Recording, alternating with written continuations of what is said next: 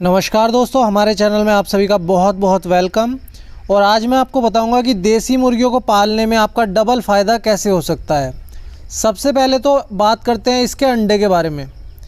इसका अंडा layer farm के अंडे से डबल रेट पर बिकता है।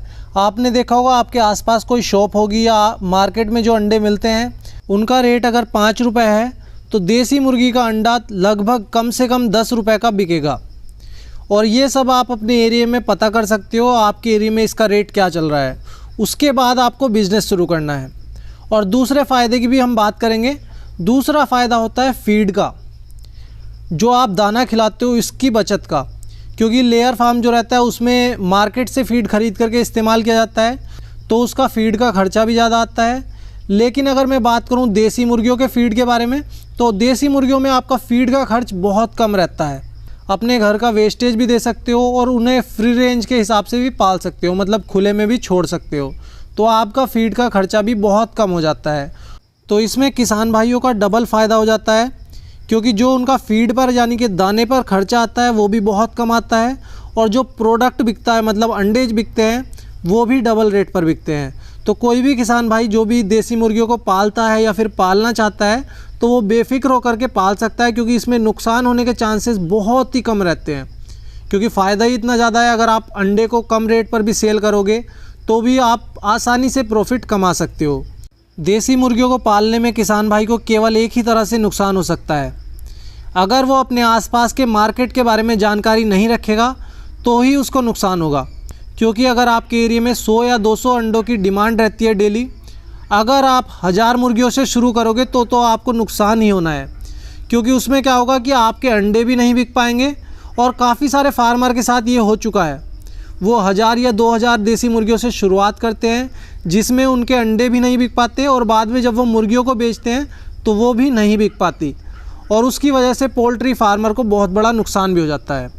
तो आप देसी मुर्गियों को पालने से पहले केवल इसी बात का ध्यान रखें कि आपके एरिया में मार्केट में कितने अंडे बिक सकते हैं, उसके बाद ही इनकी क्वांटिटी तय करें। मतलब अगर आपके एरिया में 200 या 300 अंडे बिक रहे हैं डेली के, तो आप 50 या 100 मुर्गियों से ही शुरुआत करें, इससे ज़्यादा शुरुआत ना करें।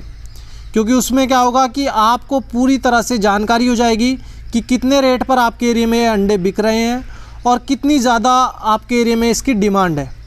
उसी हिसाब से आप धीरे धीरे अपने बिज़नेस को बड़ा भी कर सकते हो। अगर आपके एरिया में ज़्यादा डिमांड हो जाती है इसकी, तो आप इसको ज़्यादा लेवल पर भी पाल सकते हो। लेकिन अगर आप शुरुआत में ही बड़ा काम करोगे तो उससे आपको नुकसान होने के चांसेस बढ़ जाते हैं। तो भाई कोई भी बिज़नेस है, आप पहले छोटे लेवल पर करिए, पूरा एक्सपीरियंस लीजिए, उसके बाद उसको धीरे धीरे बड़े लेवल पर ले जा सकते हो। और देसी मुर्गियों को पालने के लिए आपको कोई अलग से ज़्यादा बड़ा फार्म बनाने की ज़रूरत नहीं है। अगर आपके पास कहीं पर ज़मीन खाली है, वहाँ पर कोई कमरा है, तो उसमें आप उसको पाल सकते हो। और सर्दियों का मौसम है, सर्दियों में ज़्यादातर कम जगह पर ही ज़्यादा मुर्गियों को पाला जाता है। जैसे आप 50 या 100 मुर्गियों को पालोगे तो उसके लिए बहुत ही कम जगह चाहिए होती है।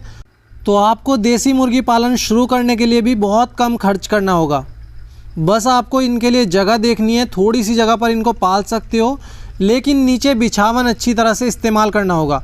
सर्दियों का मौसम है, इसके लिए मैं एक वीडियो बना दूंगा कि आप नीचे बिछावन कैसे इस्तेमाल कर सकते हो और किस तरह से आपको करना चाहिए।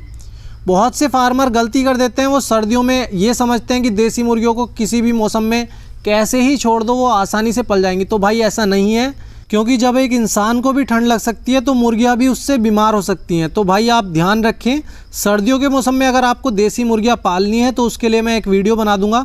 इनके लिए भी आपको आइडियल टेम्परेचर बना करके रखना होता है, यानी कि आप किसी कमरे में अगर इसको पालो तो उसके आसपास जैसे खिड़कियाँ रहती हैं, दरवाजे रहते हैं, उस पर भी आप कुछ ना कुछ ज़रूर लगाएं, जिससे कि आपकी मुर्गियों को ठंड ना लगे। वरना ठंड से मुर्गियाँ बीमार हो जाती हैं और फिर एग्स देना भी वो कम कर देंगी, और कुछ मुर्गियाँ मर भी सकती हैं। तो इसलिए आप इस बात का भी ध्यान रखें।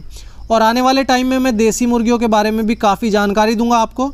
अगर आप हमारे चैनल पर पहली बार आए हो तो चैनल को सब्सक्राइब ज़रूर करें। हमारे चैनल पर ब्रॉयलर फार्मिंग, लेयर फार्मिंग और देसी मुर्गी पालन, इन सभी के बारे में पूरी जानकारी दी जाएगी। और पूरा अब मैं कोशिश करूंगा कि आपके लिए एक सीरीज़ बनाऊं देसी मुर्गी पालन के ऊपर भी, कि डे 1 से लेकर के कब तक ये बड़ी होती हैं और कैसे कब तक ये अंडा देना शुरू करती हैं। तो आप हमारे चैनल को इसी तरह से देखते रहिए और वीडियो अच्छी लगी हो तो ज़्यादा से ज़्यादा व्हाट्सएप ग्रुप्स में और फेसबुक पर हमारी वीडियो को शेयर करें। जितने भी पोल्ट्री से रिलेटेड ग्रुप्स हैं उन सभी में इस वीडियो को ज़्यादा से ज़्यादा शेयर करें। धन्यवाद।